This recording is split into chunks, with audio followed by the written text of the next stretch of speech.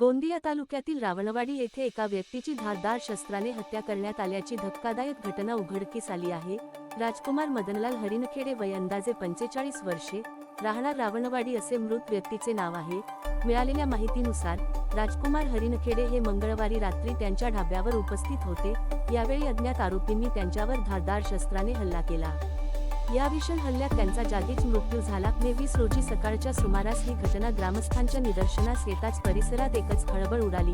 घटनेची माहिती मिळताच रावणवाडी पोलीस स्टेशनचे पथक तात्काळ घटनास्थळी दाखल झाले आणि पंचनामा करून तपास सुरू करण्यात आला।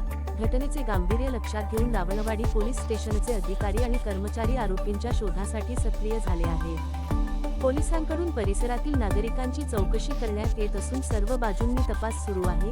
या घटनेनंतर गावात भीती आणि तणावाचे वातावरण निर्माण झाले असून अज्ञात आरोपींचा शोध पोलीस घेत आहेत।